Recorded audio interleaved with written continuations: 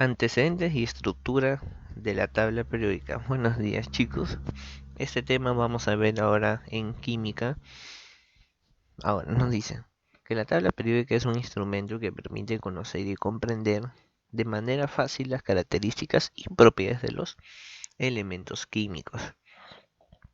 Vamos a ver sus antecedentes, o sea, qué son los proyectos que se han pasado para dar inicio a la tabla periódica, las primeras tablas periódicas. A medida que el hombre conoce la naturaleza, va descubriendo diferentes elementos químicos y se observa que muchos de ellos tienen semejanzas físicas y químicas. Por lo tanto, para realizar una mejor investigación, los ordena o clasifica según el criterio de la ciencia de su época. Esa era la época antigua. Pasamos a las triadas de Dobedain en 1817, que agrupa los elementos de 3 en 3 tríadas, de acuerdo con el peso atómico. Recordemos que el peso atómico es un símbolo en donde se ubicaba la parte superior y en la parte inferior, actualmente, estamos hablando actualmente, ¿sí? Es el número atómico. Entonces, teniendo en cuenta que el elemento central posee un peso atómico igual a la semisuma de los pesos atómicos de los elementos extremos. Y acá vemos un ejemplo. Por ejemplo, tenemos el litio, el sodio y el potasio. El peso atómico del litio 7, del potasio 39, ambos son extremos. Sumamos 7 más 39, 46. Como nos dicen semisuma, es dividirlo entre 2. Dividimos entre 2 y nos daba el del sodio. Ahora, la nota, cada tríada tiene elementos con propiedades químicas semejantes. Ahora acá pasamos a las octavas de Newlands. Agrupa los elementos en grupos de 7 en función de su peso atómico ascendente, de manera que el octavo elemento tenga propiedades semejantes al primero. Y acá vemos otro ejemplo. De nuevo con el litio, berilio, boro, carbono, nitrógeno, oxígeno y flúor. Vemos que acá los pesos atómicos van a aumentar: 7, 9, 11, 12, 15, 16 y 19. Acá vemos otro ejemplo. Sodio, magnesio, boro, carbono, nitrógeno, oxígeno y flúor no se cumplen en este caso. Porque miren, vemos 23, 24 y después baja y recién vuelve a aumentar de nuevo. Tendría que ir el flúor acá, el oxígeno antes y estos dos ser los últimos. Y es por eso que no se cumplían las octavas. Las octavas de Newlands, que nos decía que iba a disminuir. O sea que, por ejemplo, acá llegaba a 19 y el siguiente elemento iba a regresar, por ejemplo, a 10, así, y iba a seguir aumentando. Y no se cumplía eso.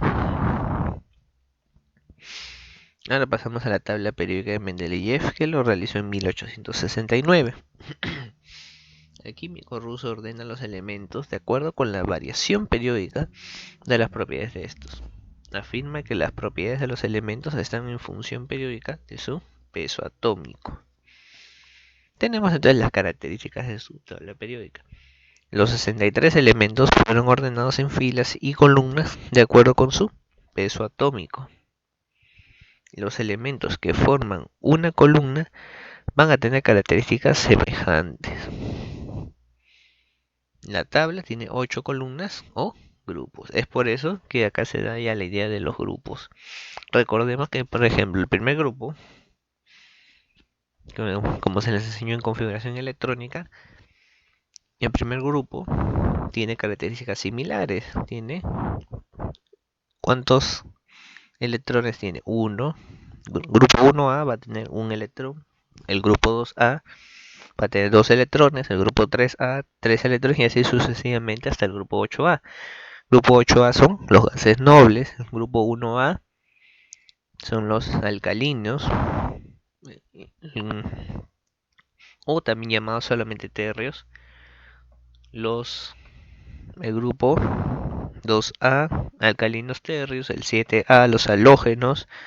También está el grupo de los nitrogenoides, carbonoides, etcétera, etcétera. Y también tenemos los grupos B. Pero en este caso se estaba refiriendo a los grupos A. Entonces tenemos acá una nota. Por la investigación realizada es considerado el padre de la tabla periódica. Y acá tenemos la tabla periódica actual de 1915.